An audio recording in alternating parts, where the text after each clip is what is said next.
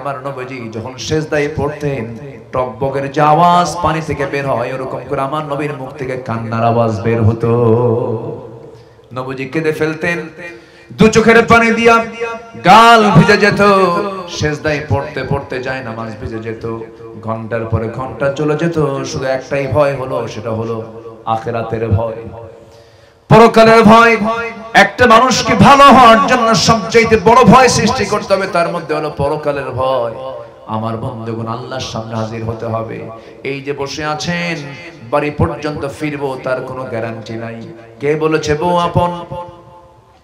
কে বলেছে স্বামী আপন? কে বলেছে বাবা আপন? কে বলেছে মা আপন? কে বলেছে ছেলে আপন? কে বলেছে মেয়ে আপন? কে বলেছে ভাই ব্রাদার আপন? কেউ তো আমার আপন নয়।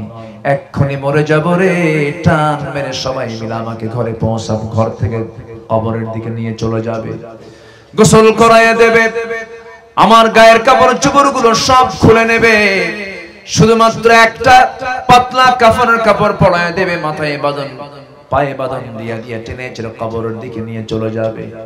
স্বামী ভুলে যাবে, বউ স্বামীকে ভুলে যাবে, স্বামী বউকে ভুলে যাবে। 2 দিন 3 দিন কাঁদবে, 4 7 দিন 8 দিন 10 দিন কাঁদবে, কিন্তু দিন শেষে আমার কোনো বন্ধু নাই। দিন শেষে আমার বন্ধু একমাত্র তিনি আমার কে? জোরে বলুন, তিনি আমার কে? এই বডি 3 মাসই শেষ হয়ে যাবে। মাথার চুল সাজাইছি, তেল দিয়েছি, শ্যাম্পু দিয়েছি, এই চামড়ায় কত যত্ন নিয়েছি, কত কত কি লাগিয়েছে, কত সেন্ট লাগাইছে, কত কাপড় চোপড় দিয়ে ডেকোরেশন করেছি। মরে যাব যেদিন, সেই দিন থেকে গোনা 3টা মাস।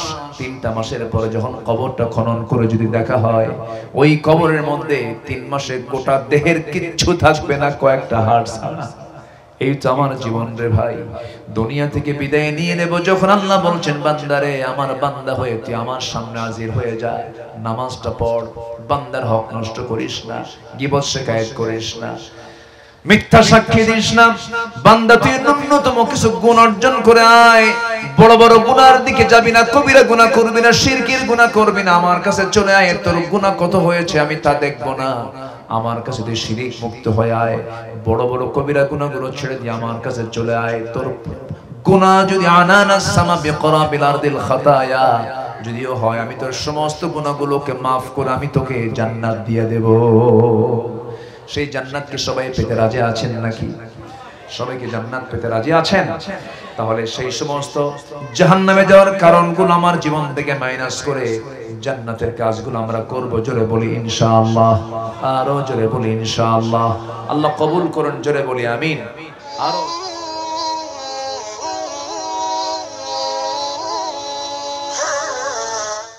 আল্লাহু আকবার।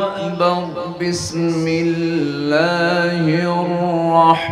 রহমানির রহিম।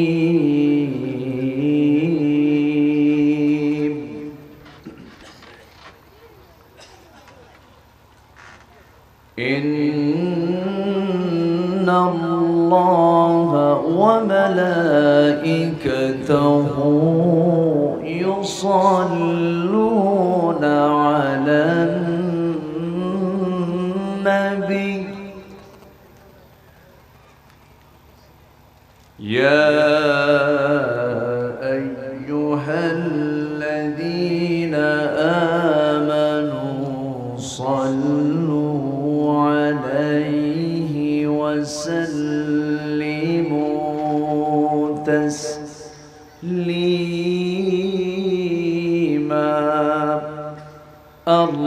আল্লাহুম্মা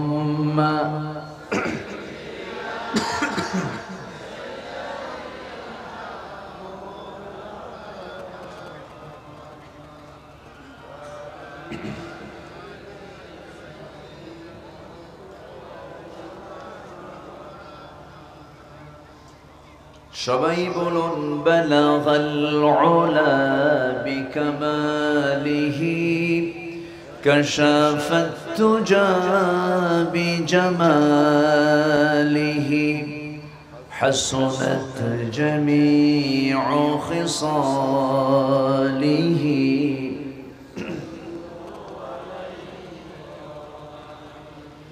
सूरत यूसुफ बिदारी हिकमत लुक़मान माँ क़ारी क़ुरआन बारी ये है दिले सादिमाने माँ बलगल उला बिकमालिही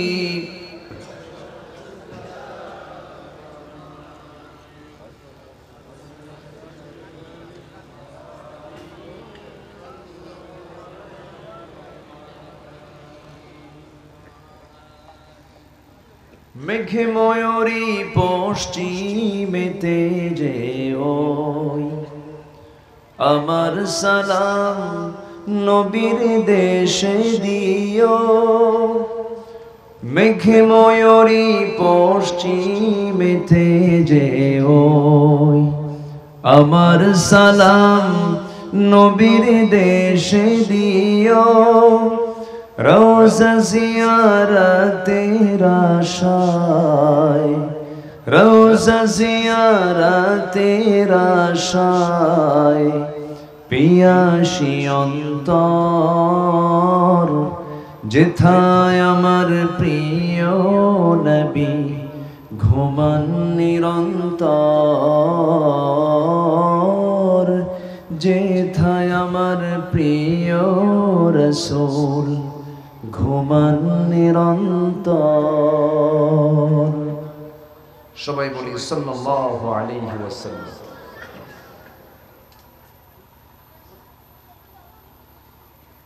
দক্ষিণ চট্টগ্রামের সাতকানিয়া জেলার দক্ষিণ কাঞ্চনা গুড়গুড়ি পশ্চিমপাড়া ইসলামী একতা যুব কল্যাণ সংঘ কর্তৃক আয়োজিত ২৭তম তাফসীরুল কুরআন মাহফিল ২০২৪ মহৎ আয়োজনের সম্মানিত সুযোগ্য সভাপতি জনাব নুরুল ইসলাম, আজকের মাহফিলের বরেণ্য অতিথি পীরে কামিল মাওলানা ইসহাক হুজুর হাফিজাহুল্লাহ, আজকের মাহফিলের বরেণ্য অতিথি বিশিষ্ট ইসলামী চিন্তাবিদ মিডিয়া ব্যক্তিত্ব জনাব মনিরুল ইসলাম মজুমদার হাফিজাহুল্লাহ, উপস্থিত হাজারাত উলামায়ে কিরাম, ফদলায়ে ইজাম, সুশীল সমাজ, জাতির শ্রেষ্ঠ সন্তান, শিক্ষক মণ্ডলী, আজকের মাহফিলের প্রধান আকর্ষণ যাদেরকে নিয়ে আজকের এই সাজানো গোছানো বর্ণাঢ্য আয়োজন, তাওহীদের পতাকাবাহী, কালেমার ঝান্ডাবাহী, দ্বীন ইসলামের নর শারদুল বীর মুজাহিদ, প্রাণ প্রিয় সম্মানিত দ্বীনী ভাইরা, আড়ালে বসে আছেন শ্রদ্ধেয়া সম্মানিতা মা বোনেরা, আলোচনার সূচনায় আনুষ্ঠানিকতার মধ্য দিয়ে আমার পক্ষ থেকে আবারও দিল খোলা সালাম, আসসালামু আলাইকুম ওয়া রাহমাতুল্লাহি ওয়া বারাকাতুহু। বেগুন কেন আছো? আই গম আছে জি, আপনাদের ভাষা তো রপ্ত করা কোনোদিনই সম্ভব না। যদি পুরোপুরি রপ্ত করতে হয় আবার পুনর্জন্ম হতে হবে এই এলাকায়, খুব জটিল। বলতে না পারলেও গালি দিলে টের পাই। জি আলহামদুলিল্লাহ, আমরা সুন্দর একটা আয়োজনে বসতে পেরেছি, এমন একটি বরকতময় মুহূর্তে যিনি আমাকে আপনাকে কোরআনের এই বাগানে বসার সুযোগ করে দিয়েছেন, সেই মহান রবের শানে বলে উঠছি আলহামদুলিল্লাহ।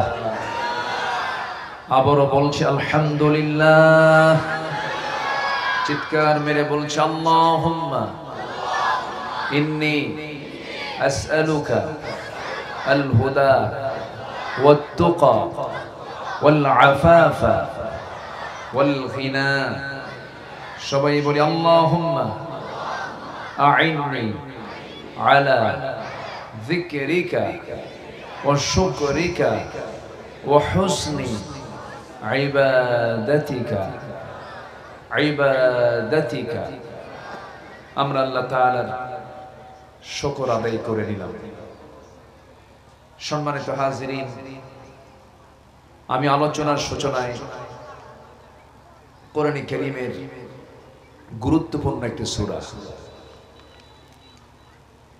যে সূরার নাম হচ্ছে একজন নারীর নামে, এবং শুধুমাত্র কোরআনে একজন মহিলার নামই আল্লাহ পাক নিয়ে এসেছেন।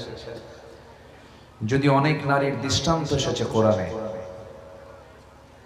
ইশারা ইঙ্গিতে একাধিক নারীর নাম কোরআনে আল্লাহ পাক উল্লেখ করলেও তাদের নামটা সরাসরি আসে নাই। এসেছে ইমরাত ফিরআউন, ইমরাত নূহ, ইমরাত লূত, এরকম করে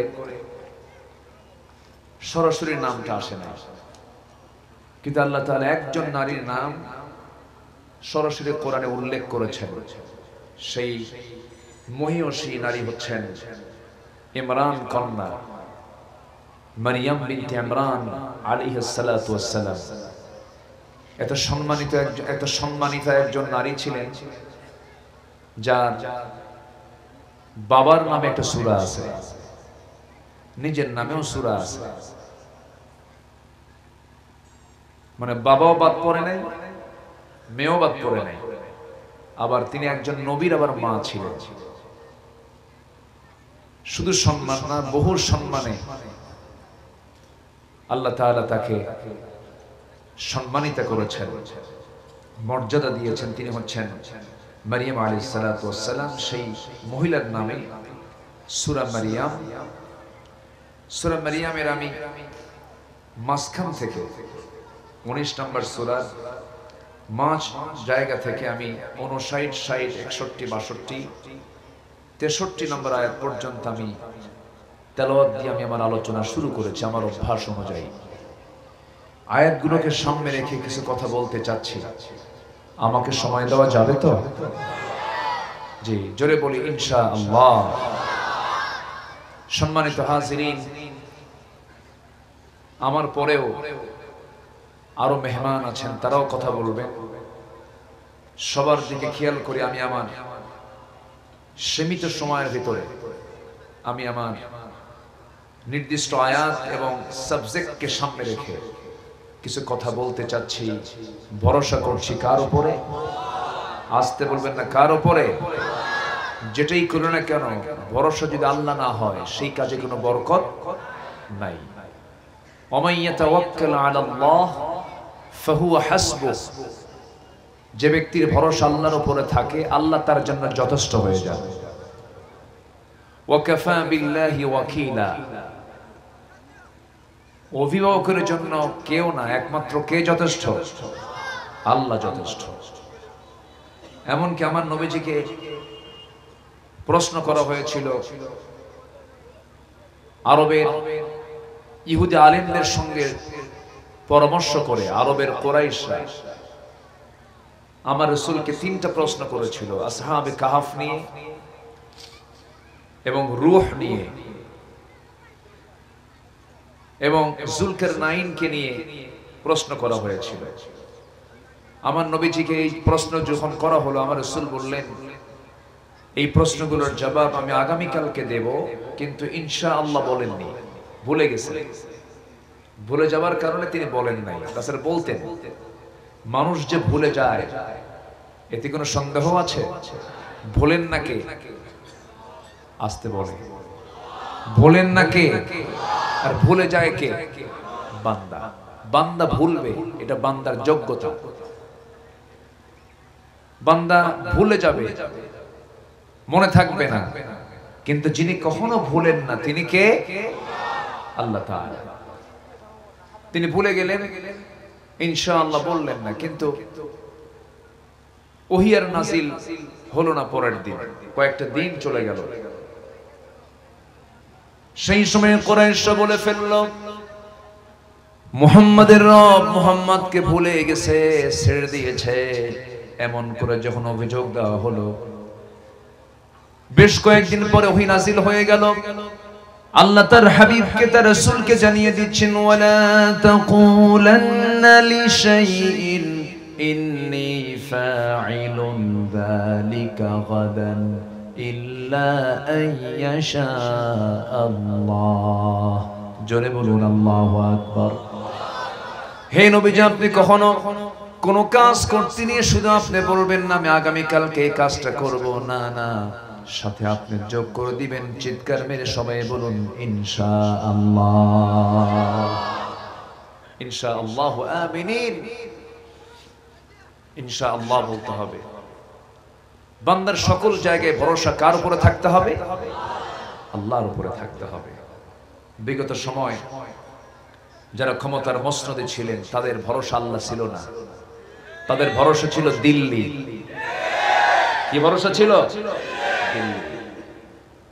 ফিউজ হয়ে গেছে, তাই না? ফিউজ।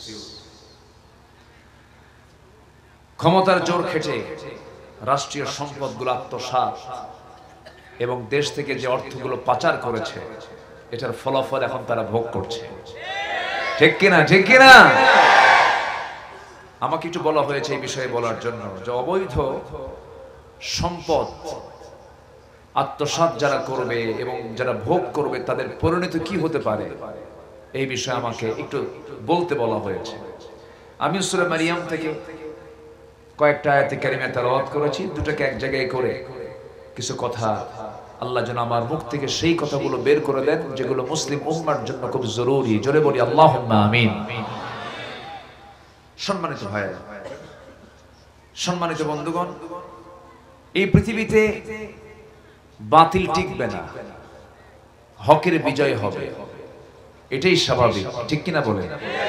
বাতিল ক্ষণিক কিছুক্ষণ টিকে থাকতে পারে, কিন্তু আসল বিজয় হলো হকের, না বাতিলের? হকের। বাতিল টিকসই হবে না কখনো। আমার নবীজি যখন দোয়া করলেন, অকুর রব্বি আদখিলনি মুদখালা সিদকি ওয়া আখরিজনি মুখরাজা সিদকি ওয়াজআল লি মিন লাদুনকা সুলতানান নাসীরা وقل جاء الحق وزهق الباطل إن الباطل كان زهوقا জোরে বলুন আল্লাহু আকবার। মিথ্যা পরাজিত হয়ে যাবে, মিথ্যা কখনো টিকবে না, বাতিল কখনো টিকতে পারে না, হক বিজয় হয়ে যাবে। অন্ধকার তো টিকতে পারে না আলোর কাছে, আলো যখন চলে আসে আধার হেরে যায়। আল্লাহ রাব্বুল আলামিন আমাকে আপনাকে এই দুনিয়াতে নির্দিষ্ট একটা লক্ষ্য নিয়ে এই দুনিয়াতে পাঠিয়েছেন, একটা লক্ষ্য দিয়ে বান্দাকে পাঠিয়ে দিয়েছেন। সেই বান্দার দায়িত্বটা কি? আল্লাহ রাব্বুল আলামিন বান্দাকে সুন্দর করে জানায় দিচ্ছেন, ইয়া আইয়ুহান নাসু উবুদু রাব্বাকুমুল্লাযী খালাকাকুম ওয়াল্লাযীনা মিন ক্বাবলিকুম লাআল্লাকুম তাত্তাকুন। জোরে বলুন আল্লাহু আকবার। হে মানব মণ্ডলী, এই জাগতিক জীবনে আমি তোমাকে পাঠিয়েছি, মূল লক্ষ্য একটাই, সেটা হলো কারো গোলামি করা যাবে না, কারো দাসত্ব মেনে নেওয়া যাবে না, কারো আইনকে মেনে নেওয়া যাবে না। একমাত্র আইন, বিধান, কানুন মেনে চলতে হবে। কার? একটু জোরে বলুন ভাই, কার? আল্লাহর। এক জায়গায় না সব জায়গায়? এক জায়গায় না সব জায়গায়? আল্লাহর আইন কি অপূর্ণাঙ্গ না পূর্ণাঙ্গ? আসতে বলে। আল্লাহর আইনগুলো কি অপূর্ণাঙ্গ না পূর্ণাঙ্গ? আংশিক না পুরোপুরি? আল্লাহর যে আইন কানুন গুলো আছে এর মধ্যে কি কোনো অপূর্ণতা আছে, ব্যর্থতা আছে, অসম্পূর্ণতা আছে? আল্লাহর যে বিধান, আল্লাহর যে আইন কানুন তিনি দিয়েছেন, কোনো কিছু বাদ পড়েনি। ফৌজদারি দণ্ডবিধি সহ বিচার, আদালত, এই কোরআন দিয়ে সচিবালয় চলতে পারে, এই কোরআন দিয়ে রাষ্ট্র চলতে পারে, এই কোরআন দিয়ে ক্যান্টনমেন্ট চলতে পারে, এই কোরআন দিয়ে প্রশাসন চলতে পারে, এই কোরআন দিয়ে ব্যাংক চলতে পারে, বিমা চলতে পারে, এমন কোন সেক্টর নাই যে সেক্টরে কোরআন চলতে পারে না। কিন্তু কোরআন সব জায়গায় বাস্তবায়িত হোক, আমার দেশের কিছু মুসলিম নামধারী মুনাফিকরাই চায় না। আসতে বলবেন না, আছে না নাই? যারা চায় না তাদেরই ধান্দা হলো কেমন করে লুটপাট করা যায়, তাদেরই চিন্তা হলো কেমন করে রাষ্ট্রীয় সম্পদকে হজম করা যায়, তাদেরই চিন্তা হলো কেমন করে জনগণকে জিম্মি করে জুলুম করা যায়। কথা ক্লিয়ার? কথা কি বোঝা যাচ্ছে তো? আমার কথা সবাই বুঝেন? কারো কোনো সমস্যা নাই তো? জোরে বলি ইনশাআল্লাহ। সম্মানিত ভাইরা, তাহলে ক্ষমতার মসনদে যারা বসে ক্ষমতার মিসইউজ করবে, রাষ্ট্রীয় সম্পদ যারা আত্মসাৎ করবে, তাদের পরিণতি কি হতে পারে তার দৃষ্টান্ত এরকম জালিম শাসকের কিছু দৃষ্টান্ত কোরআনে আছে না নাই? আসতে বলবেন না, আছে না? আচ্ছা, ফেরাউন তো খুব বুজুর্গ ছিল, তাই না? বুজুর্গ ছিল। ফেরাউনকে চেনে না এমন কোন লোক নাই তো। সে কিন্তু ফেমাস, তার কিন্তু খ্যাতিও কিন্তু কম না, তার ইমেজ কিন্তু কম না। ফেরাউনকে চিনে না এমন কোন লোক দুনিয়াতে আছে? এমনকি ফেরাউনের বডিটাও আছে দুনিয়াতে। 4000 বছর আগে সেই সেকেন্ড রামসিস চুলও আছে, সেই স্কেলেটন কঙ্কাল ষাট দেহওয়ালা সেই ফেরাউন কিন্তু এখনো শীত হয়ে পড়ে আছে কায়রোতে। এই ফেরাউন রাষ্ট্রীয় ক্ষমতাকে কুক্ষিগত করার জন্য কি করে নাই, কিন্তু শেষ পরিণতি তার কি হয়েছে? কোথায় চুবান মেরেছেন আল্লাহ? ডুবাইছে কোথায়? দরিয়াতে, নীল দরিয়ায় তাকে আল্লাহ পাক চুবাইয়া দিয়েছেন। ওয়াগরাকনা আলা ফিরআউন, শুধু ফেরাউনকে না, আল মানে হলো বংশ। ওয়াগরাকনা আলা ফিরআউন, ফেরাউনের 14 গোষ্ঠীকে আল্লাহ পাক সেখানে চুবাইয়া মেরেছেন, রাখেন না। তাহলে পরিণতি কি হয়? এরকম রেকর্ড কোরআনে আছে না নাই বলেন তো? প্র্যাকটিক্যাল আল্লাহ বুঝাইয়া দিয়েছেন। আল্লাহ তাআলা বহু জাতির কথা তুলে ধরেছেন, আদ জাতির কথা, সামুদ জাতির কথা, ইরাম গোত্রের, আল্লাতী লাম ইখলাক মিসলুহা ফিল বিলাদ, যাদের গায়ে এত প্রচন্ড শক্তি ছিল যে তারা একটা পাথরের উপরে পা রাখলে তাদের শক্তির জোরে পাথরের উপরে ছাপ পড়তো, এত শক্তি তাদের ছিল। যারা মিশরে সফর করেছেন, সেখানে পিরামিড আছে। পিরামিড আছে না? পিরামিড আছে। এটা কি আজকের কালকের তৈরি? বহু আগে। এই দৃশ্যগুলো দেখলে, এই চিত্রগুলো যদি চোখের সামনে পড়ে, মনে হবে কি জানেন? আগে আজকের যে আধুনিক যে স্থাপত্যগুলো, যে বিল্ডিং কনস্ট্রাকশন গুলো, তার চাইতে আরো উন্নত ওই সমস্ত কনস্ট্রাকশন গুলো। কেমনে টনকে টন, মনকে মন ওজনের এই পাথরগুলো তারা সুন্দর করে সাজায় গোছায় কেমনে এই পিরামিড তারা তৈরি করেছে। সম্মানিত ভাইরা, তাহলে পৃথিবীতে একটা গোত্র ছিল ইরাম গোত্র, ইরামাযাতিল ইমাদ আল্লাতী লাম ইখলাক মিসলুহা ফিল বিলাদ, যাদের মতো করে পৃথিবীর কোন গোষ্ঠীকে, সম্প্রদায়কে সৃষ্টি করা হয়নি, এত শক্তিশালী ছিল। এগুলোকে মাটির সঙ্গে মিশিয়ে দিয়েছেন তিনি আমার কে? আসতে বলবেন না, তিনি আমার কে? আল্লাহ আছেন না নাই? আচ্ছা, নমরুদকে ধরেছেন। নমরুদ বলল, unseen is nothing, there is no God, যা দেখি না বিশ্বাস করি না। কিসের? কোথায় আল্লাহ, কোথায় রব, কোথাকার কি? সে আল্লাহকে মারতে গেছে। কি আল্লাহকে মারতে গেছে? এই নমরুদ, যে নমরুদ জাতির পিতা, ফাদার অফ নেশন, ইব্রাহিম আলাইহিস সালাতু ওয়াস সালামকে আগুনে পুড়ে মারার আইন পাশ করেছিল। একজন নবীর বিরুদ্ধে আইন পাশ করেছিল হলো রাষ্ট্রীয়ভাবে তাকে আগুনে পুড়ে মারো, এবং তার শ্রোতা হলো গোটা দেশের নাগরিক। গোটা দেশের নাগরিককে ডেকে মুসলিম জাতির পিতা ইব্রাহিম আলাইহিস সালামকে ওই আগুনের মধ্যে ফেলে দেওয়ার জন্য একটা আয়োজন করা হয়, চরকিতে তোলা হয়, সবাই তা দেখতে থাকে, তাকে আগুনে ফেলা হয়। সম্মানিত বন্ধুগণ, সেই নমরুদের পরিণতি কি হয়েছিল? এই জোর জুলুম করে সে ক্ষমতায় থাকতে চেয়েছিল, শেষ অবস্থানটা হয়েছিল তার করুণ মৃত্যু, জুতার পিটন খায়া মরছে। ঠিক কি না? মাথার মধ্যে কি ঢুকছিল? কি দিয়ে ঢুকছিল? নাক দিয়ে কোনদিন ঢোকে বলেন তো? দুনিয়ার তো আর কারোই ঢুকলো না, ঢুকলো ভিতরে। তাও পাহাড়ের একটা মুখ খুলে দিলেন, এক ঝাঁক মশা চলে আসলো। সেখান থেকে একটা মশা, তাও অচল, বিকলাঙ্গ মশা। কি মশা? বিকলাঙ্গ বুঝলেন? মানে ওর ওই পা গুলো সচল না, একটা দুর্বল মশা, মশার মধ্যেও দুর্বল একটা মশা কি করলো? কি আঘাত হানলো, হচ্ছে নাক দিয়ে ঢোকে ব্রেন বরাবর আঘাত করলো। এমন ভাবে আঘাত করলো ফেরাউন আর টিকতে পারলো না। ফেরাউন বলল, ঘুম হয় না, অশান্তির আগুনে দাউ দাউ করে জ্বলছে, প্রচন্ড কষ্ট হচ্ছিল নমরুদের। শেষ পর্যন্ত নমরুদ সহ্য করতে না পেরে তার কর্মচারীকে বলে ফেললো, জুতা না হলো, জুতার বাড়ি মানলে কিছুক্ষণ সে আরাম পায়।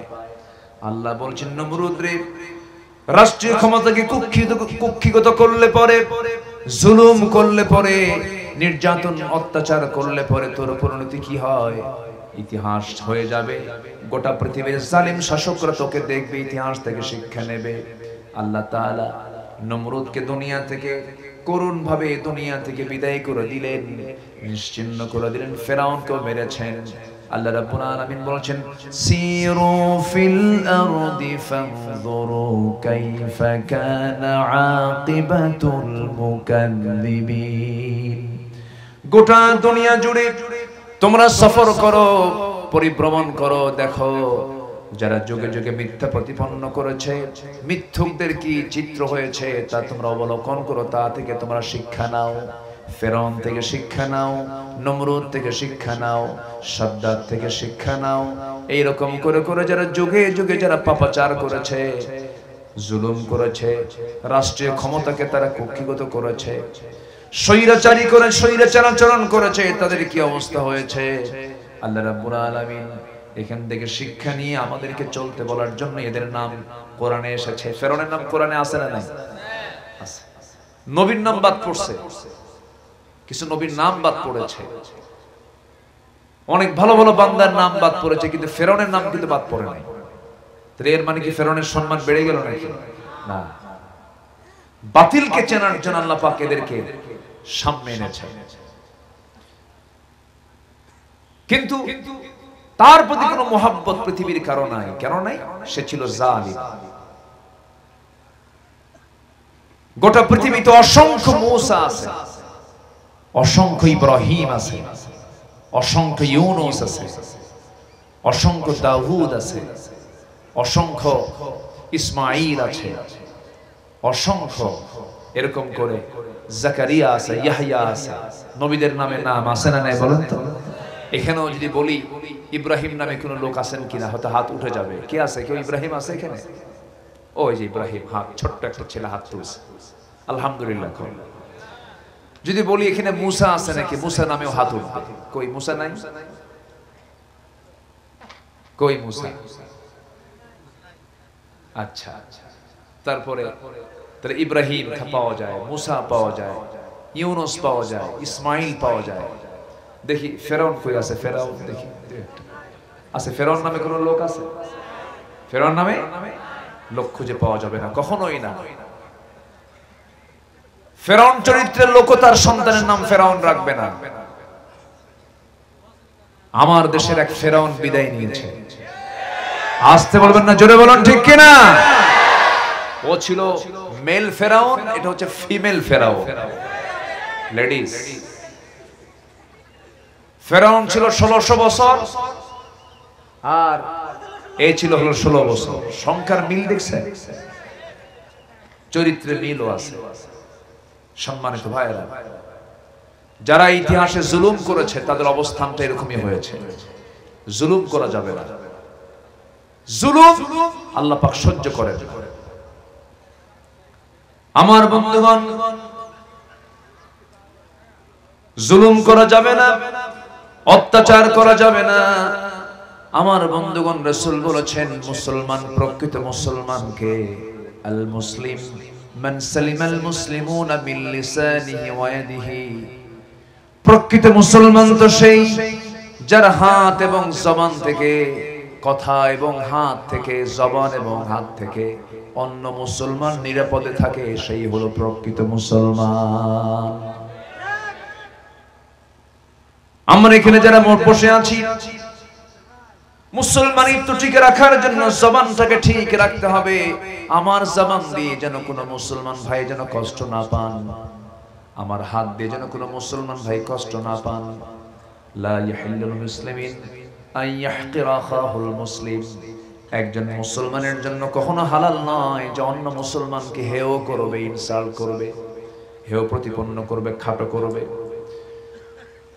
পরস্পর মুসলমানের জন্য দামুহু ওয়া মালুহু ওয়া আরদুহু, রক্ত হারাম, সম্মান নষ্ট করা হারাম, জীবন ধ্বংস করা হারাম, সম্পদকে নষ্ট করা হারাম, সম্মানকে নষ্ট করে ফেলা হারাম। আল্লাহ পাক এগুলোকে হারাম করেছেন। পরস্পর এগুলো নষ্ট করা যাবে না, কারণ সম্মান নিয়ে খেলা যাবে না, কারণ সম্পদ আত্মসাৎ করা যাবে না। হাদিস এসেছে, যদি কোনো বান্দারা যদি 1 বিঘত পরিমাণ সম্পদ যদি দখল করে নেয়, কিয়ামতের দিন আল্লাহ রাব্বুল আলামিন তার মাথার উপরে 7টা আসমান জমিন তার মাথার উপরে চাপায়া দিবে। জোরে বলি নাউযুবিল্লাহ, আরো জোরে বলি নাউযুবিল্লাহ। জুলুম করা যাবে না। যেখানে জুলুম থাকবে সেখানেই ধ্বংস নিশ্চিত, যেখানে অহংকার থাকবে সেখানেই ধ্বংস নিশ্চিত। যেদিন বলেছিল আমার দেশে ওই জালিমরা, যেদিন বলেছিল রাজাকারের নাতিপুতিরা চাকরি পাবে নাকি, বলছিল না? এটা কি বিনয়ের কথা না অহংকারের কথা? বিনয় যার আছে সে কি এই জাতীয় কথা বলতে পারে? দেখি, বিনয়ের কথা না অহংকারের কথা। অহংকার আছে যার, ধ্বংস আছে তার, ধ্বংস হয়ে গেছে। যে বউ স্বামীর ঘর থেকে পালায়, কণ্ঠ কোন যদি কারো বউ যদি স্বামীর ঘর থেকে পালায় যায়, এটা কি ভালো বউ? হ্যাঁ, আস্তে কয়। সংসার থুয়ে যে পালায় সে কি সংসারী? চাচা হাসতেছে, বাস্তব তো স্যার। আলেমরা পালায়নি কখনো, আলেমদের পালানোর কোনো ইতিহাস নাই। এই 16 বছর আমার মাহফিল অঙ্গনের ময়দানে কাজ করা হলো প্রায় 26 বছর। এই 16 বছর বহুজন বহু কথা বলেছেন। দেশ ছাড়বো কেন? 2009 সাল আমার জীবনের প্রথম হজ। ওই বছর আল্লামা সাইদি রাহিমাহুল্লাহর শেষ হজ। আরাফার ময়দান, মিনা, মুজদালিফা সব শেষ করে ওনাকে প্রশ্ন করা হলো, হুজুর আপনি দেশে গেলে তো মামলা হবে, ট্রাইব্যুনাল গঠন হচ্ছে, আমার মনে হয় না যাওয়াই ভালো, আপনি দেশেই থেকে যান। আপনাকে এই গভর্নমেন্ট, এই সৌদি আরব আপনাকে নাগরিকত্ব পর্যন্ত দিয়ে দিবে, আপনি আর যাওয়ার দরকার নেই।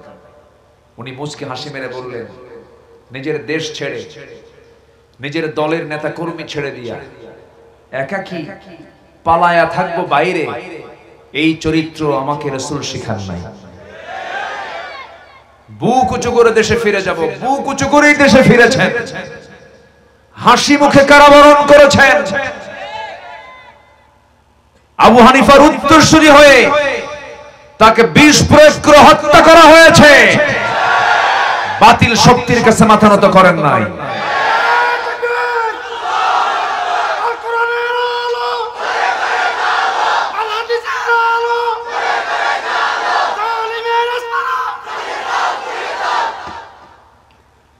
সম্মানিত বন্ধুগণ, আমরা স্পষ্ট ভাষায় জানান দিতে চাই, এই ওয়াজ মাহফিল, তাফসীর মাহফিলের এই প্ল্যাটফর্ম যিনি এটাকে রূপায়ণ করেছেন, যিনি এটাকে আদর্শ রূপ দিয়েছেন, কিংবদন্তি আল্লামা সাইদ রাহিমাহুল্লাহর হত্যার সঙ্গে যারা জড়িত, অবিলম্বে তাদেরকে প্রকাশ্যে দিবালোকে ধরে চূড়ান্ত শাস্তি নিশ্চিত করা হোক। রাজি আছেন কারা কারা?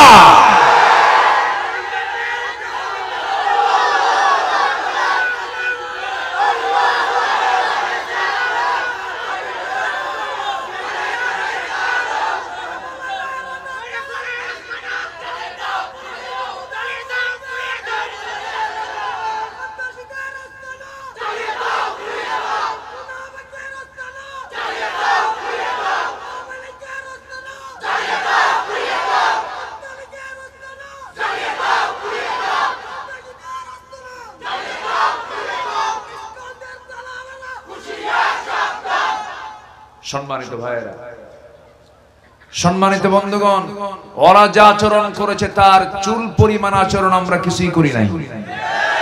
রাসূল ক্ষমা করতে শিখিয়েছেন, আমরা ক্ষমা করতে জানি। আমরা প্রতিশোধ পরায়ণ নই, কিন্তু যারা খুনি তাদের কোনো ক্ষমা নাই, ঠিক কি না? সম্মানিত ভাইয়েরা, যারা মনের খেয়াল খুশি মতো চলবে, আল্লাহ পাক বলছেন তাদেরকে আমি শুধু জাহান্নাম দেব না, জাহান্নামের ভিতর আরেকটা জাহান্নাম গাই নামক গর্তের মধ্যে ঢুকাবো। নাউজুবিল্লাহ। ওরা 16 বছর আইন দিয়ে চালিয়েছে না, খেয়াল খুশি মতো চালাইছে, ওদের মনে যা চাইছে তা করেছে।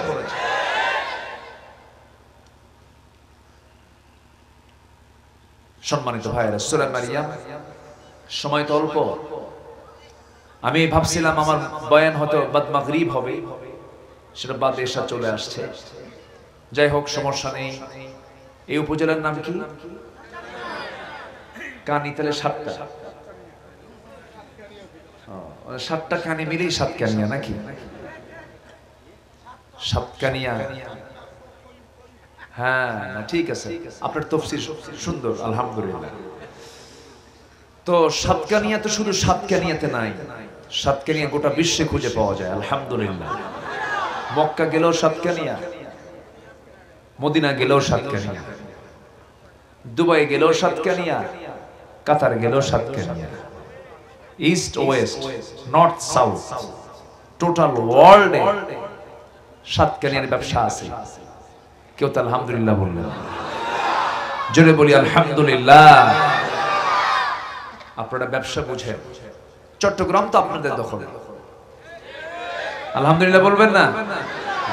ব্যবসায়ী ছিলেন মুহাম্মদ সাল্লাল্লাহু, আপনারা ব্যবসা ধরেছেন নবীর সুন্নাহ, বলি আলহামদুলিল্লাহ। রাসূল কি করেছেন? ব্যবসা করেছেন। কি অসৎ না সৎ? ভালো করে কোন, অসৎ না সৎ? কিন্তু আমাদের সমাজে ব্যবসায়ী সৎ বেশি না অসৎ বেশি? খালি মিশা কথা, ঠিক আছে না? ব্যবসা মানে খালি মিথ্যা কথা বলে, এরকম ব্যবসায়ী কিছু আছে না নাই? রাসূল বলেছেন একজন সৎ ব্যবসায়ী এবং আমি রাসূল, ফাহিয়া ফিল জান্নাতি কাহাতাইন, এই দুই নখের দূরত্বে একসাথে জান্নাতের মধ্যে অবস্থান করবে। কম কথা না, কিন্তু বিশাল ব্যাপার। কিন্তু শর্ত হলো ব্যবসায়ী হতে হবে কি? সৎ। আমার বন্ধুগণ, আল্লাহ রাব্বুল আলামিন বলছেন 3টা অপরাধ যারা করবে আমি তাদেরকে শুধু জাহান্নাম নয়, জাহান্নামের গর্তের মধ্যে ফেলে দেব। গাই নামক একটা গর্ত আছে, ওয়াইল নামক গর্ত আছে। আল্লাহ রাব্বুল আলামিন বলছেন ফাখালাফা মিন বা'দিহিম খালফুন আদাউস সালাতা ওয়াত্তাবাউশ শাহাওয়াতি ফাসাউফা ইয়ালকাউনা গায়্যা। যে সমস্ত বান্দাগুলো ইচ্ছা করে যারা নামাজ নষ্ট করবে, নামাজ যারা ভঙ্গ করবে, নামাজ যারা নষ্ট করবে এবং যারা নফসের দাসত্ব করবে, মন যা চাই তাই করবে, ওরে ধর, ওরে মার, ওরে পিটা, ওরে হাত ভেঙে দেখ। গজবই ছিল সাতকানিয়া লোহাগাড়ায়, ঠিক কিনা? অসংখ্য ভাইয়ের হাত পা ভেঙে দিয়েছে, চোখ তুলে নিয়েছে, ক্রসফায়ারের নামে হত্যা করেছে। এই থামে, আমরা এত নিচে হব না। আমরা কে শোনেন, একটা কথা বলি। একদিন কুড়াল বাঁশকে বলতেছে, কুড়াল কি কয়? কুড়াল বাঁশকে বলে, বাঁশ, সরি ভুল বললাম, বাঁশ কুড়ালকে বলতেছে, কুড়াল তুমি তো কাটলা জীবনে বহু, আমাকে আর কত কাটবা তুমি? আর কুড়াল বলে, বাঁশ আমি তো তোর কাটতে চাই না, তোরই এক জাতি ভাই আমার মধ্যে ঢুকে কাটে। কি কথা কি বুঝতেছেন আপনারা? তাহলে বাঁশই বাঁশ কাটে। মুখের দাড়িও আছে, মাথায় টুপিও আছে, বাবাও বড় আলেম ছিলেন, কিতাবাদিও কম বোঝে নাই, সব বুঝেছে, সব জানে। ঘুমন্ত ব্যক্তিকে ডেকে তোলা যায়, কিন্তু জাগ্রত ব্যক্তিকে, জাগ্রত ঘুম আছে না কিছু, জাগ্রত ব্যক্তি যে ঘুমের ভান ধরে আছে, ঘুমের ভান ধরা জাতিকে কি জাগানো যায়? জাগানো যায়। অনেক কিছু করেছে, আমাকে মাহফিল আসতে দেয়নি এই 10-12 বছর। লোহাগাড়া এক মাহফিলে ঢুকলাম, মাহফিলে ঢোকা মাত্রই দেখি আমার দুই পাশে কিরামন কাতিবিন বসা, কিরামন কাতিবিন বসা। পুলিশ পাঠায় দিল, কমিটি বলল হুজুর আমাদের ধরে নিয়ে যাক, সমস্যা নাই, কিন্তু আপনার চুল পরিমাণ কোনো ক্ষতি হোক আমরা চাই না। তারা আমাকে নিয়ে নিরাপদ এক জায়গায়, কত কষ্ট করে কমিটিরা পরে মামলা খেয়েছে। এই যে অত্যাচারগুলো, এই যে জুলুমগুলো, এটার ফলাফল কি হয় নাই? আল্লাহ কি আছেন? আল্লাহ কি আছেন? তাহলে রাষ্ট্রীয় সম্পদ আত্মসাৎ করলে, জুলুম করলে, অত্যাচার করলে পরে তার পরিণতি কি হয়? এর পরিণতি দুনিয়াতেও আছে, আখিরাতেও। আল্লাহ পাক বলছেন যারা জুলুম করবে লানাতুল্লাহ, জুলুমকারীর উপরে কার লানত? কার লানত? কার লানত? আল্লাহর লানত পড়ে, লানত পড়ে গেছে।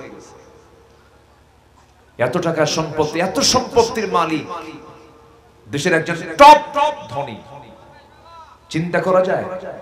পালানোর রাস্তা পাচ্ছে না, নৌকায় চড়ছে, দাড়িটাও কাটছে, মাথার চুল কালো বানাইছে, পাঞ্জাবি খুলে গেঞ্জি পরছে, পাজামা খুলে লুঙ্গি পরছে, নৌকায় উঠছে, বন্ধুটা নিয়ে উঠছে, আইনমন্ত্রীকে সাথে নিয়ে। কোস্টগার্ড গিয়ে আইনমন্ত্রীকে ধরে বলে স্যার সিনসি থানায় চলে। আইনমন্ত্রীকে আমি একে একে আসছি নাকি? আমি তো জামাতের সাথে আসছি। কিসের সাথে? জামাতের সাথে। জামাত ছাড়া উপায় নাই তো, জামাতবদ্ধ হতেই হবে, সংঘবদ্ধ হতেই হবে। যতক্ষণ পর্যন্ত বাংলার জমিন আল্লাহর দ্বীন কায়েম না হবে, ততক্ষণ পর্যন্ত আমাদের সংঘবদ্ধ হয়ে জান মাল কুরবানির মানসিকতা নিয়ে হককে প্রতিষ্ঠার জন্য মাঠে ময়দানে কাজ করতে হবে। সবাই কি সেই কাজে অংশগ্রহণ করতে রাজি আছেন? রাজি আছেন কারা কারা? হাত উঁচু করে দেখান মুসলমান।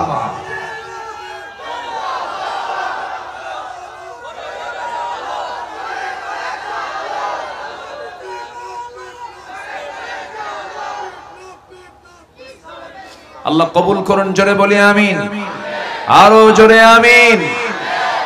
আমাদের সবচেয়ে বড় চ্যালেঞ্জ হলো জাহান্নাম থেকে বাঁচতে হবে এবং আল্লাহ রহমতের আওতায় থেকে রহমত প্রাপ্ত বান্দার এই বিশাল ধন্য হতে হবে। আমরা আল্লাহর রহমত প্রাপ্ত বান্দা হতে চাই। আল্লাহ কবুল করুন, জোরে বলি আমিন, আরো জোরে আমিন।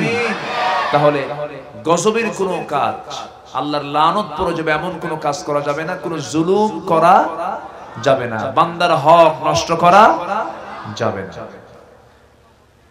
কিন্তু যদি কোনো বান্দা যদি নিজের খেয়াল খুশি মতো চলে এবং নামাজকে নষ্ট করে ফেলে, মহান রব্বুল আলামিন সূরা মারইয়ামের 59 নম্বর আয়াতে বলছেন ফাসাউফা ইয়ালকাউনা গাইয়া, আমি অচিরেই তাকে শুধু জাহান্নাম নয়, তাকে জাহান্নামের একটা গর্তর নাম হলো গাই নামক গর্ত, গাই নামক গর্তের মধ্যে আমি তাকে ঢুকায়া ছাড়বো।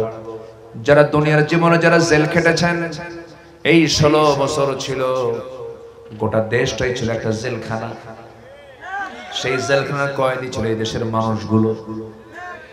প্রত্যেকটা জায়গায় তারা চাঁদাবাজি করেছে, সন্ত্রাসী করেছে, অস্ত্রের ঝনঝনানি দেখিয়েছে, অনেক কিছুই করেছে।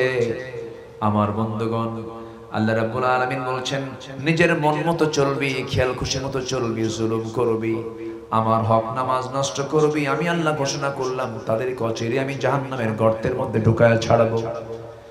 গাই নামক গর্ত এত ভয়ঙ্কর, তাফসীর এসেছে গাই নামক গর্তটা তো এতটা ভয়ঙ্কর যে জাহান্নাম পর্যন্ত গাই নামক গর্তকে পর্যন্ত জাহান্নাম ভয় পায়। এত ভয়ঙ্কর গর্ত হলো সেই গাই নামক গর্ত। জাহান্নামটা কত ভয়ঙ্কর, এই বিশাল আকাশের সূর্য আমরা দেখতে পাই। এই সূর্য যদি জাহান্নামের গর্তের মুখে যদি ছেড়ে দেওয়া হয়, জাহান্নামের মুখে যদি ছেড়ে দেওয়া হয়, এই সূর্য পৃথিবী থেকে 13 লক্ষ গুণ বড়। এই পৃথিবী থেকে সূর্য যদি 13 লক্ষ গুণ বড় হয়, আর সেই সূর্য যদি জাহান্নামের গর্তের মুখে যদি ছেড়ে দেওয়া হয়, বাচ্চা মুখে চকলেট নিলে যেমন 4-5 মিনিটের মধ্যে নিঃশেষ হয়ে যায়, ওই সূর্য জাহান্নামের মুখে ছেড়ে দিলে পরে কিছুক্ষণের মধ্যেই জাহান্নামের মধ্যে সূর্য হেরে যাবে। এত ভয়ঙ্কর সেই জাহান্নাম। সেই জাহান্নাম আবার এই গাই নামক গর্তকে প্রচন্ড ভয় পায়। এত ভয়ঙ্কর সেই গর্তগুলো। আল্লাহ রাব্বুল আলামিন বলছেন এই গর্তের মধ্যে আমি যারা নামাজকে নষ্ট করবে তাদেরকে এই গর্তের মধ্যে ফেলবো। যারা খেয়াল খুশি মতো চলবে, মন যা চাই তাই করবে, মন চায় খুন করি, মন চাই জুলুম করি, মন চাই ক্ষমতায় টিকে থাকে জোর কইরা, মন চাই জিনা করি, মনের দাসত্ব যারা করবে, আল্লাহ রাব্বুল আলামিন বলছেন তাদেরকে আমি আল্লাহ চিরি গাই নামক গর্তের মধ্যে আমি তাদেরকে ঢুকায়া ছাড়বো। ইমাম কুরতুবী তাফসীরে কুরতুবীর ভিতরে গাই নামক গর্তের মধ্যে আল্লাহ রাব্বুল আলামিন আরো কিছু বান্দাকে ঢুকাবেন, আরো 7 শ্রেণীকে জাহান্নামের সেই গর্তের মধ্যে ঢুকানো হবে। এর মধ্যে আমরা তো সরাসরি কোরআন থেকে পেলাম 2 শ্রেণীকে। 1 নাম্বার হলো যারা নামাজ নষ্ট করবে। আমার দেশে নামাজ নষ্ট করার মতো মনে হয় লোক নাই। আসতে বলবেন না, আছে না নাই? নামাজি বেশি না বেনামাজি বেশি? নামাজি বেশি না বেনামাজি বেশি? বেনামাজি বেশি। এমন চিত্র হতো না নামাজি বেশি থাকতো, বেনামাজি কম থাকতো। কিন্তু কেন নামাজি কম হলো, বেনামাজি কেন বেশি হলো? এই 53 বছর যারাই নেতৃত্বের আসনে বসেছেন, দেশ যারা শাসন করেছেন, তারা সবগুলো ম্যাক্সিমাম বেনামাজি, মদখোর। মদের আইন পাশ করে কি আল্লাহওয়ালা লোক নাকি? যে মদ খায় সেই তো মদের আইন পাশ করে। জিনার লাইসেন্স দেয় কারা? জিনার পক্ষে যারা, তারাই তো জিনার লাইসেন্স দিতে পারে। সুদের লাইসেন্স, সুদের কারবার করে, সুদের লাইসেন্স দেয় কারা? যারা সুদকে যারা মোহাম্মত করে, তারাই তো সুদের লাইসেন্সটা দিয়ে দেয়। সুদের কারবার চলছে আমার দেশে, মদের কারবার চলছে আমার দেশে, জিনার কারবার চলছে আমার দেশে। এই 53 বছর যারা এই ক্ষমতার মসনদে ছিলেন, কেউ জাহান্নাম থেকে 1 নাম্বার বাঁচার যে কারণ সেটা হলো নামাজের একটা বিল তারা পাশ করে নাই। কোন সরকার নামাজের সরকার ছিল না। অতএব সব দেখা শেষ। আগামীর সরকার আমরা দেখতে চাই নামাজের সরকার। কিসের সরকার? কিসের সরকার? নামাজের সরকার আমরা দেখতে চাই। আমাদেরকে যা বলে বলুক, মৌলবাদী সমস্যা নাই, রক্ষণশীল সমস্যা নাই, যা বলো বলো, সব শুনতে রাজি আছে। রাসূল যদি এত গালি শোনেন। গতকালের বয়ানে আমি আমার নবীজি সারা জীবনের যে ঈমানের পরীক্ষাগুলো ছিল, সেই পরীক্ষা নিয়ে আমি কিছু আংশিক কিছু কথা বলেছি। এর মধ্যে রাসূলকে কি গালিগুলো দিয়েছিল কাফেররা, সেই চিত্র আমি চিত্রায়িত করেছি গতকালকের আলোচনায়। আমার নবীজিকে ব্যঙ্গ করা হয়েছে, উপহাস করা হয়েছে, ঠাট্টা করা হয়েছে রাসূলকে নিয়ে। কবি বলা হয়েছে, জাদুঘর বলা হয়েছে, পাগল বলা হয়েছে। ওমা সাহিবুকুম বিমাজনুন, রাসূলকে গালমন্দ করা হয়েছে, রাসূলকে লেস কাটা বলা হয়েছে, রাসূলকে কবি বলা হয়েছে, রাসূলকে গণক বলা হয়েছে, রাসূলকে কি বলা হয়নি বলেন, রাষ্ট্রদ্রোহী বলা হয়েছে। আমার নবীর সমস্ত গালি শুনে কি মন খারাপ করেছেন? তার মুখে ছিল কার জিকির, কার প্রশংসা? আল্লাহর প্রশংসা। আমরা গালি শুনি, সমস্যা নেই, আমাদের কথা একটাই, জমিন যার, হুকুম চলতে হবে তার, ঠিক কি না? এক কথার উপর আমরা টিকে থাকবো। আমরা একটা পর্যায়ে চলে এসেছি, আমরা দেশকে সুন্দর করে সাজাতে চাই। কোন বেনামাজি, চরিত্রহীন, লম্পট, মদারু, গাজারু, নেশাখোর এই সমস্ত নেতৃত্বের মুখে আমরা জুতা মারবো, থুতু মারবো। আল্লাহ বোঝার তৌফিক দান করুন। জোরে বলি আমিন। চাচা লাঠি দিয়ে কি দেখায়? কে এটা? কে?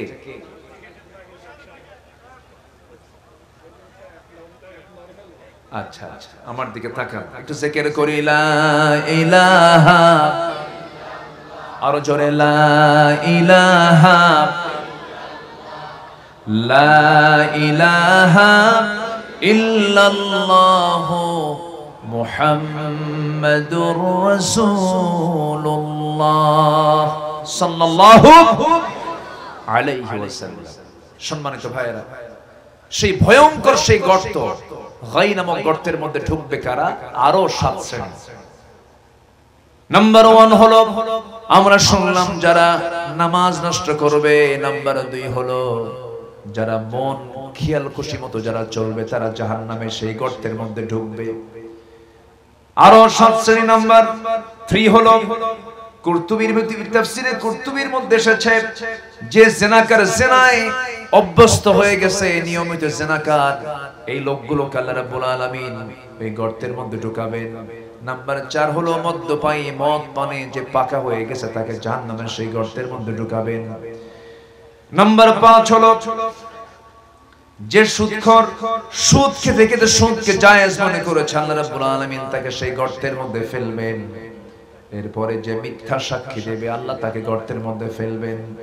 নাম্বার 6 হলো যে নারী অপর সন্তানকে স্বামীর সন্তান বলে চালায় দেবে, অর্থাৎ গোপন গোপন জেনার কাজে যারা লিপ্ত হবে। এই 6টা, এই 7টা, আর ওই 2টা, এই মোট 9টা অপকর্ম যারা নিজেদের জীবনে যারা বাস্তবায়ন করবে, আল্লাহ রাব্বুল আলামিন বলছেন ওই সমস্ত ব্যক্তিকে আমি অচিরেই জাহান্নামের গর্তের মধ্যে আমি তাদেরকে ঢুকাইয়া ছাড়বো। জোরে বলি নাউযুবিল্লাহ। জিনা মনে হয় আমার দেশে নাই, মদ মনে হয় আমার দেশে নাই, সুদ মনে হয় আমার দেশে নাই, আমার বন্ধুগণ মিথ্যা সাক্ষী মনে হয় নাই। জিনা কিছু কিছু মহিলা আছে আমার দেশেও, কিছু কিছু নারী আছে যারা শুধু নিজেই জিনার সঙ্গে সম্পৃক্ত নয়, গোটা জাতিকে জিনার কাজে লিপ্ত করা যায় কেমনে তার জন্য তারা প্রমোট করে। কি আছে না নাই? আছে না নাই? আল্লাহ তাআলা বলছেন এই সমস্ত বান্দাগুলোকে আমি আল্লাহ জাহান্নামের গর্তের মধ্যে ফেলবো। আর একটা শ্রেণী বাদ পড়েছে, সেটা হলো পিতামাতার যারা অবাধ্য সন্তান, তাদেরকে আল্লাহ পাক সেই গাই নামক গর্তের মধ্যে ঢুকায়া ছাড়বেন। সেই জাহান্নাম থেকে বাঁচার জন্য নফসের দাসত্ব করা যাবে না, নামাজকে কখনো নষ্ট করা যাবে না। কিয়ামতের দিন বান্দাকে প্রথম প্রশ্ন করবেন, কি নিয়ে নাম প্রশ্ন করবেন বলেন? নামাজ নিয়ে প্রশ্ন করবেন। আমি আপনাদের সবাইকে আমি এই মাহফিলের প্ল্যাটফর্ম থেকে একটা বিষয় স্পষ্ট ভাষায় সবাইকে আমি ক্লিয়ার করতে চাই, আমাকেও ক্লিয়ার আপনারা করে দিবেন।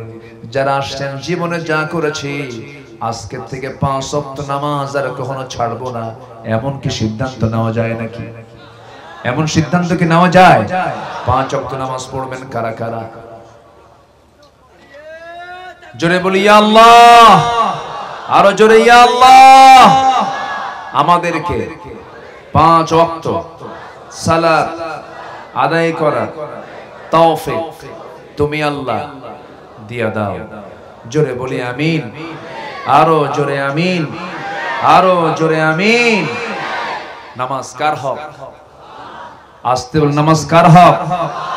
সবচেয়ে বেশি রেগে যান বান্দার উপরে আল্লাহ কখন জানেন? যখন বান্দা নামাজ নষ্ট করে, নামাজ যখন ছেড়ে দেয়। আল্লাহ রাব্বুল আলামিন আরেক জায়গায় বলছেন, বান্দা আমি তোকে জাহান্নামে দেব। জাহান্নামে যাওয়ার কিছু কারণ আছে। মা সালাকাকুম ফি সাকার ক্বালু লাম নাকু মিনাল মুসাল্লিন ওয়া লাম নাকু নুতঈমুল মিসকিন ওয়া কুন্না নাখুদু মা'আল খায়িদিন ওয়া কুন্না নুকাযযিবু বিয়াউমিদ্দিন حتى أتانا اليقين فما تنفعهم شفاعة الشافعين جنبنا الله أكبر ও জাহান্নামীরা আজকে তোমরা সাকার নামক দোজখে কেন? তারা বলবে আমরা 4টা কাজ করে আসি নাই, 4টা অপকর্ম করে এসেছি। নাম্বার 1, আজান শুনেছি, নামাজে যাই নাই। এমন লোক বুঝি বাংলাদেশে নাই? আসতে বলবেন না, আছে না নাই? আজান শুনেছি, নামাজে যাই না, এই জন্য 1 নাম্বার কারণ হলো জাহান্নামে যাওয়ার এই কারণ। নাম্বার 2 হলো বান্দার হক নষ্ট করেছি, বান্দার সম্পদ নিজের সম্পদ মনে করে হজম করেছি, জনগণের সম্পদ মেরে খেয়েছে, রাস্তার টাকা মেরে খেয়েছি। এরকম নেতা বুঝি আমার দেশে এখনো নাই? আসতে বলবেন না, আছে না নাই? চাঁদাবাজি তারা করেছে, কিন্তু চাঁদাবাজি এখনো চলছে, শুধু ব্যক্তিটা চেঞ্জ হয়েছে। ঠিক কি না? আমরা এমন বাংলাদেশ দেখতে চাই না। সুন্দর সাজাতে চাই বাংলাদেশকে, নামাজি দিয়া আমানতদার দিয়ে আমরা সাজাতে চাই আমার বন্ধুগণ। নাম্বার 3 হলো সমালোচককারীদের সঙ্গে সমালোচনা করেছে, এই জন্য আজকে আমরা জাহান্নামে।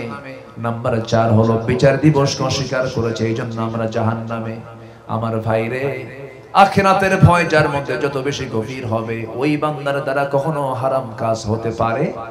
এই জন্য আমাদের মধ্যে সবার আগে থাকতে হবে আখিরাতের জ্ঞান। কিসের জ্ঞান বলেন? আখিরাতের জ্ঞান।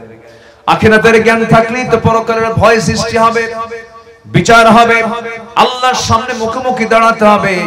বান্দার সব আমলনামা আল্লাহ বান্দার সামনে হাজির করে দিবেন। বান্দা, তুমি তোমার দোলনা থেকে নিয়ে মৃত্যু পর্যন্ত তোমার গোটা লাইফের সমস্ত হিস্টোরি, এই যে তুমি ল্যাপটপটা খোলো, ওপেন করে ফেলো, ইকরা কিতাবাকা কাফা বিনাফসিকাল ইয়াউমা আলাইকা হাসিবা। বান্দা, তোমার কোন আমলনামা অস্পষ্ট থাকবে না, সব ক্লিয়ার করে তোমার সামনে দিয়ে দিলাম আজকে বিচার করার জন্য। কাউকে লাগবে না, তুমি নিজেই যথেষ্ট। বান্দা, তুমি নিজে একটু চেষ্টা করে দেখো। বান্দা, তুমি তোমার বিচার তুমি নিজেই করতে পারবে। আমার বন্ধুগণ, সে আল্লাহর সামনে আমরা লজ্জা নিয়ে দাঁড়াতে চাই না, সম্মান নিয়ে দাঁড়াতে চাই। লজ্জা না সম্মান নিয়ে? সম্মান নিয়ে যদি দাঁড়াতে চাই, কোনো কবিরা গুনার দিকে যাওয়া যাবে না। আখিরাত তো খুব জটিল জায়গা। আমার নবীজি যখন নামাজে দাঁড়াতেন, পাগলের মতো কাঁদতেন, ডুকরে ডুকরে কাঁদতেন না। সেই শরীফের হাদিসে এসেছে, আমার নবীজি যখন সিজদায় পড়ে যখন তিনি দোয়া পড়তেন, তাসবিহ পড়তেন, তার কান্নার আওয়াজটা এমন হতো, কোন চুলা, ওই চুলায় আগুন ধরায় দেওয়া হয়, ওই আগুনের তাপে পানি যেমন টকবক টকবক করতে থাকে, আমার নবীজি যখন সিজদায় পড়তেন, টকবকের যে আওয়াজ পানি থেকে বের হয়, এরকম করে আমার নবীর মুখ থেকে কান্নার আওয়াজ বের হতো। নবীজি কেঁদে ফেলতেন, দু চোখের পানি দিয়া গাল ভিজে যেত। সিজদায় পড়তে পড়তে যায় নামাজ ভিজে যেত। ঘন্টার পরে ঘন্টা চলে যেত। শুধু একটাই ভয় হলো, সেটা হলো আখিরাতের ভয়, পরকালের ভয়। একটা মানুষকে ভালো হওয়ার জন্য সবচেয়ে বড় ভয় সৃষ্টি করতে হবে, তার মধ্যে হলো পরকালের ভয়। আমার বন্ধুগণ, আল্লাহর সামনে হাজির হতে হবে। এই যে বসে আছেন, বাড়ি পর্যন্ত ফিরবো তার কোনো গ্যারান্টি নাই। কে বলেছে বউ আপন? কে বলেছে স্বামী আপন? কে বলেছে বাবা আপন? কে বলেছে মা আপন? কে বলেছে ছেলে আপন? কে বলেছে মেয়ে আপন? কে বলেছে ভাই ব্রাদার আপন? কেউ তো আমার আপন নয়। এক্ষুনি মরে যাব রে, টান মেরে সবাই মিলে আমাকে ঘরে পৌঁছাবো, ঘর থেকে কবরের দিকে নিয়ে চলে যাবে, গোসল করাইয়া দেবে, আমার গায়ের কাপড় চোপড়গুলো সব খুলে নেবে, শুধুমাত্র একটা পাতলা কাফনের কাপড় পরাইয়া দেবে, মাথায় বাঁধন, পায়ে বাঁধন দিয়া দিয়া টেনে টেনে কবরের দিকে নিয়ে চলে যাবে। স্বামী ভুলে যাবে, বউ স্বামীকে ভুলে যাবে, স্বামী বউকে ভুলে যাবে। 2 দিন 3 দিন কাঁদবে, 4 7 দিন 8 দিন 10 দিন কাঁদবে, কিন্তু দিন শেষে আমার কোনো বন্ধু নাই। দিন শেষে আমার বন্ধু একমাত্র তিনি আমার কে? জোরে বলুন, তিনি আমার কে? এই বডি 3 মাসই শেষ হয়ে যাবে।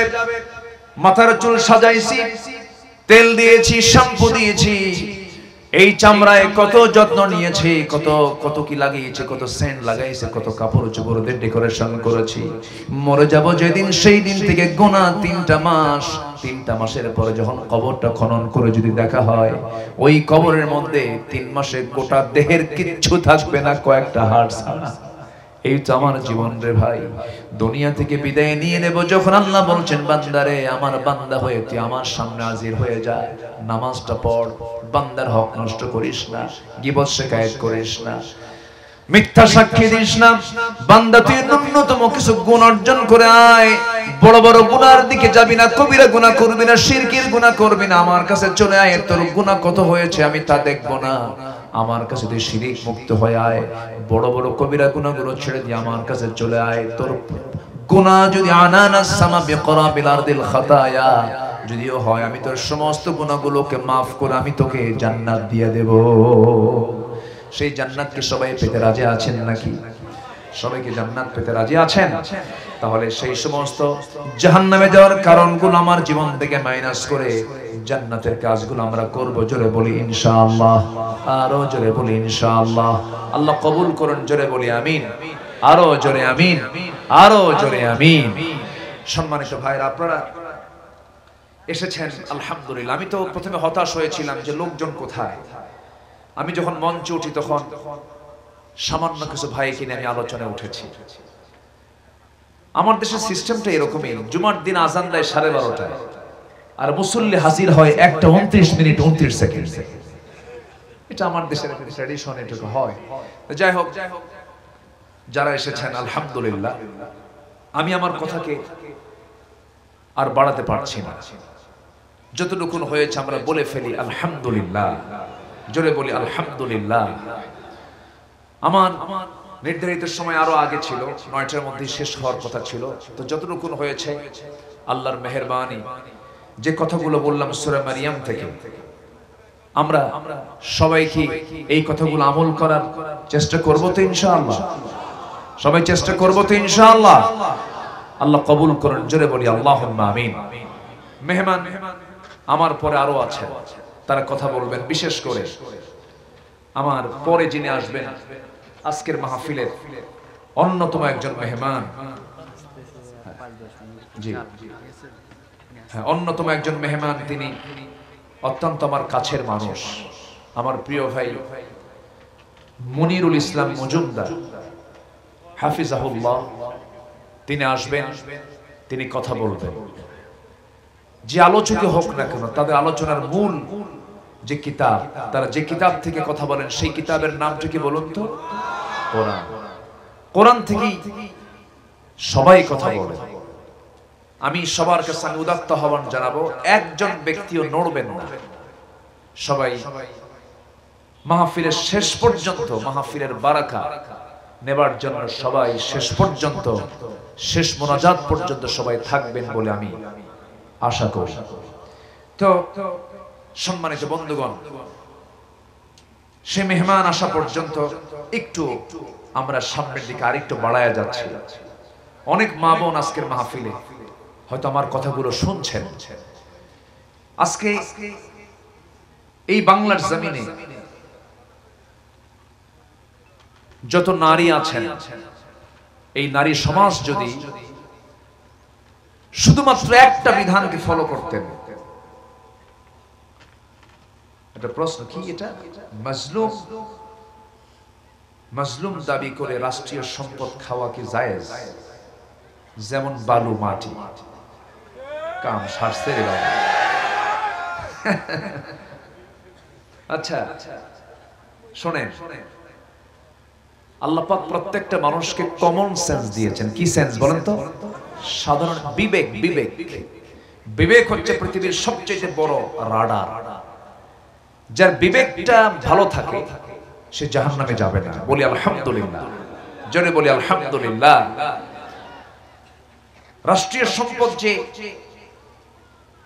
খাবে, রাষ্ট্রীয় সম্পদ তো ব্যক্তির না জনগণের, ব্যক্তির না সবার, সবার। সে বালু হোক আর মাটি হোক, এটি কি হালাল হতে পারে? হালাল হতে পারে না।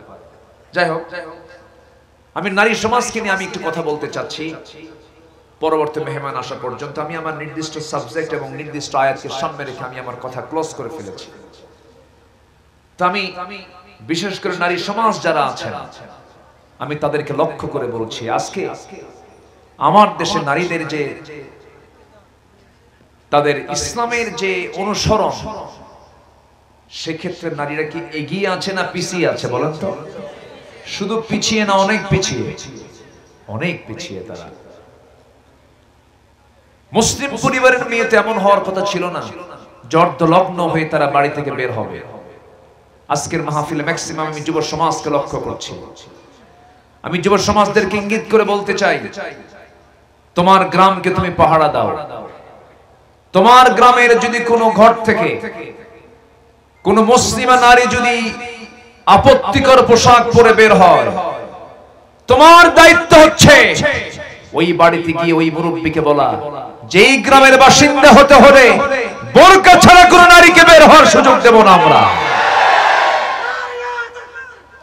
তা'মুরুনা বিল মা'রুফ ওয়া তানহাউনা আনিল মুনকার, সৎ কাজের আদেশ দাও, অসৎ কাজের বাধা দাও। এটা কার হুকুম? আসতে বলবেন না, কার হুকুম? আল্লাহর হুকুম। এরপরে আপনার গ্রামের মাতব্বর যদি নামাজ না পড়ে, সে কি গ্রামবাসীকে নামাজের দাওয়াত দিতে পারবে? পারবে না। তো আপনার মাতব্বর নামাজ পড়েন, আপনি সেই গ্রামের বাসিন্দা, আপনি সুন্দর করে বুঝাবেন, যুবকরা তোমরা একসঙ্গে যাবে, কে বলবে, চাচা আপনি আমাদের মাতব্বর, গ্রামের মোড়ল আপনি, আপনি যদি নামাজ না পড়েন তাহলে কেমন হয়? আপনি নামাজ পড়েন, আপনার নেতৃত্ব আমরা মানব। এরপরেও যদি নামাজ না পড়ে, তাহলে সোজা বলতে হবে, চাচা আপনি আল্লাহর হক নষ্ট করেন, আপনি বান্দার হক নষ্ট করবেন, আপনার নেতৃত্ব দেওয়ার কোন অধিকার আমাদের সাথে নাই, ঠিক কি না? আমাদের নেতৃত্ব আপনি দিবেন, নামাজ পড়তে হবে।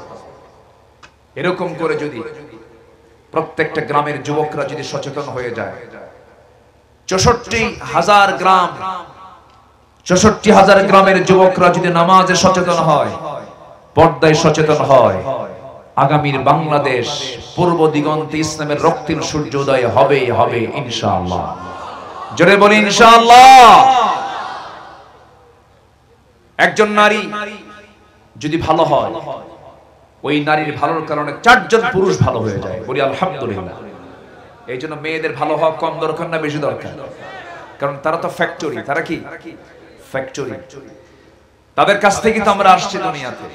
তো ফ্যাক্টরি যদি ভালো হয়, সেখান থেকে যে প্রোডাক্ট বের হবে সেটা কি খারাপ হবে না ভালো হবে? ভালো হবে। এই জন্য যারা মেয়ের বাপ আছেন, আল্লাহ পাক আমাকে 4টা মেয়ে দিয়েছেন, কেউ কিন্তু আলহামদুলিল্লাহ কয় নাই। আরে বিয়ে কি আপনি দিবেন নাকি? এত টেনশন করেন কেন? বলেন আলহামদুলিল্লাহ। যদি প্রত্যেক মেয়ের বাবারা যদি একটু সচেতন হতেন, চিন্তা করেন একটা নারী যদি ভালো হয় 4টা পুরুষ সে ভালো করতে পারে। নারী ভালো হলে তার স্বামী ভালো হবে, নারী ভালো হলে তার ছেলে ভালো হবে, নারী ভালো হলে তার বাবা ভালো হবে, ভাই ভালো হবে। চিন্তা করে দেখুন একটা নারীর সঙ্গে কত সম্পর্ক আছে, কত সম্পর্ক জড়ানো আছে। একটা নারী পারে, একটা স্ত্রী পারে তার স্বামীকে ভালো করতে, খারাপও করতে। এজন্য যার ঘরে মেয়ে আছে, প্রত্যেক শিক্ষার আগে, সব শিক্ষার আগে আগে দিতে হবে নারীকে হলো পর্দার শিক্ষা, দ্বীনের শিক্ষা, কোরআনের শিক্ষা। সবে রাজি আছেন না ইনশাআল্লাহ?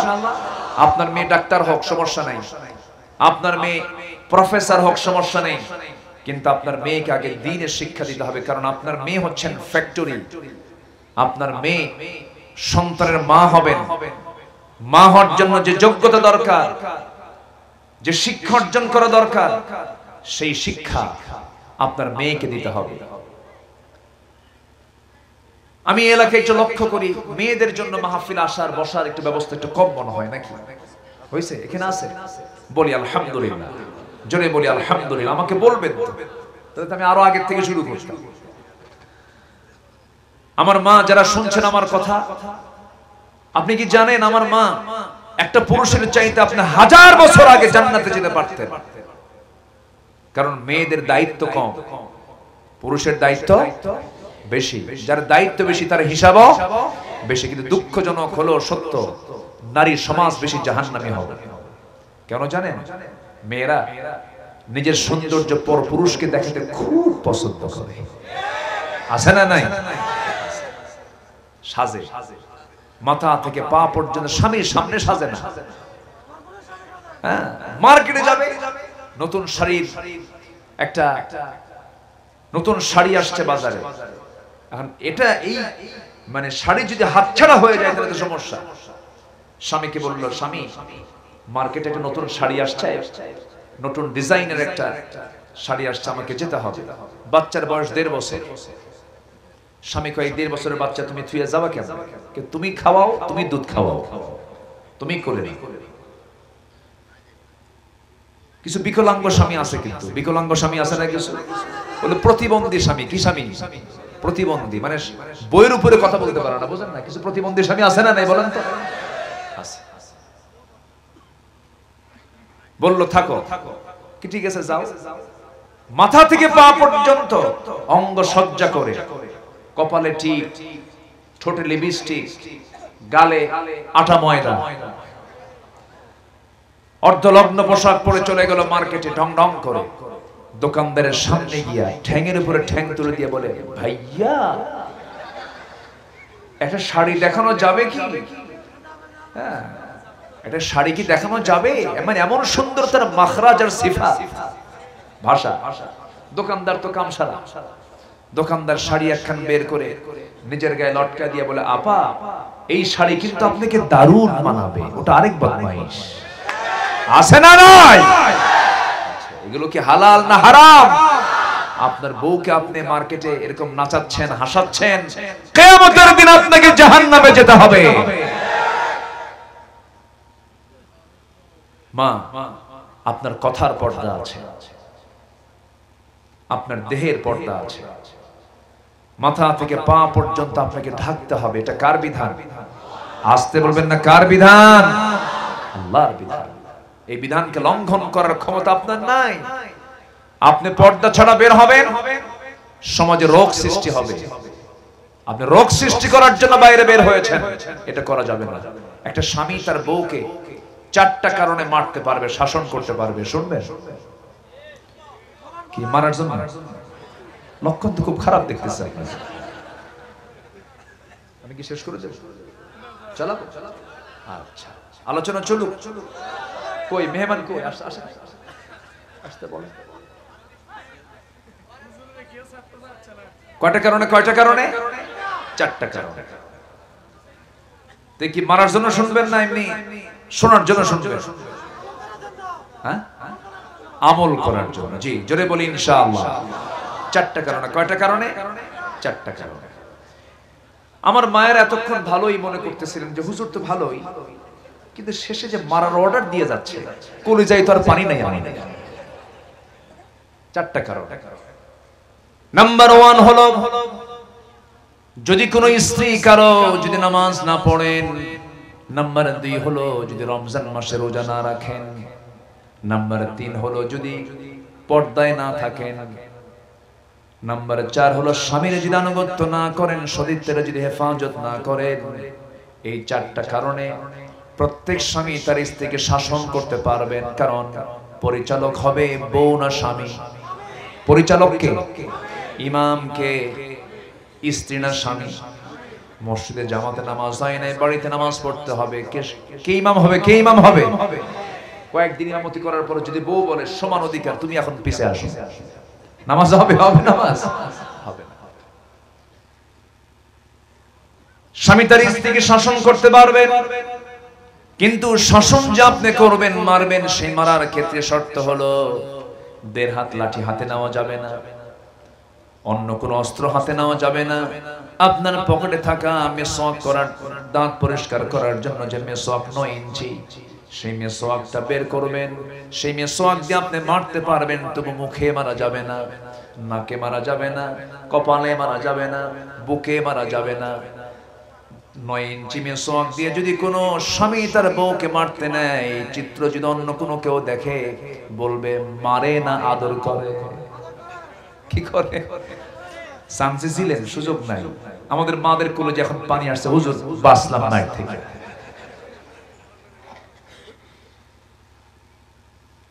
বউকে মারবেন কেন? কিছু কিছু লোক আছে বউকে পিটায়, যারা বউকে পিটায় তাদের সন্তানরাও ওকে পিটায়, ঠিক না? কি কি এরকম আছে না নাই? আছে না নাই? আপনি কেন বউকে মারবেন? আপনি বোঝেন না? আপনার স্ত্রী সারা জীবনের জন্য বাপ মা ছেড়েছেন, সারা জীবনের জন্য ভাই বোনের সব কিছু ছেড়ে চলে আসছেন আপনার কাছে, মারবেন কেন আপনি? মেরে শাসন করে, মেরে কখনো মানুষকে ভালো করা যায় না। আদর দিয়ে মানুষকে ভালো করা যায়, সুন্দর নসিহত দিয়ে মানুষকে ভালো করা যায়। গায়ে শক্তি আল্লাহ পাক আপনাকে বেশি দিয়েছেন বলে আপনি এই চর্চা করবেন না, এটা নোংরামি। আমার নবীজি কোন স্ত্রীকে মেরেছেন এমন কোন হাদিসকে আমরা পেয়েছি? কোথাও পাইনি। আল্লাহ তুমি সবাইকে বোঝার তৌফিক দিয়ে দাও। জোরে বলি আল্লাহুম্মা আমিন, আরো জোরে আল্লাহুম্মা আমিন। সম্মানিত ভাইয়েরা, সম্মানিত উপস্থিতি, আমাকে অনেক আগেই বলা হয়েছিল, আমি যতটুকু হয়েছে আমি বললাম। সবাই আমার জন্য দোয়া করবেন তো নাকি? আমার জন্য দোয়া করবেন? সবার জন্য আমিও দোয়া করি, আল্লাহ যেন আমাদের এই সম্পর্ক যেন হাসর পর্যন্ত গড়ায় দেন, এই আশাবাদ কামনা করছি। পরবর্তী মেহমান তিনি কথা বলবেন, চলে আসছেন। জি আলহামদুলিল্লাহ, আলহামদুলিল্লাহ। হ্যাঁ, কে উনি আসছেন? ও আচ্ছা, আল্লাহু আকবার। মাওলানা অধ্যাপক মাহমুদুল হাসান হাফিজাহুল্লাহ তিনি এসেছেন, তিনি কথা বলবেন। মেহমানকে বসায় রাখছেন কেন? আমি তো জানি না যে আসছেন। আল্লাহু আকবার, আল্লাহ। জি, আমি আর এটা চরম আমার এটা ধৃষ্টতা হয়ে গেছে। মেহমান এসেছেন, তিনি কথা বলবেন। সুবহানাকা আল্লাহুম্মা ওয়া বিহামদিকা আশহাদু আল লা ইলাহা ইল্লা আনতা আস্তাগফিরুকা ওয়া আতুবু ইলাইক। আমি সবার কাছে একটা আবদার করব, শেষে আমাকে বিদায় দিলেন তো নাকি? আমি চলে যাচ্ছি, তো আপনি কি আমার সাথে সাথে যাবেন না পরে যাবেন? যদি আমার সাথে যান তাহলে কি মাহফিল থাকবে না ভেঙে যাবে? মাহফিলের শৃঙ্খলা রক্ষার দায়িত্ব একার না সবার? একটা লোক নড়বো না। জোরে বলি ইনশাআল্লাহ, জোরে বলি ইনশাআল্লাহ।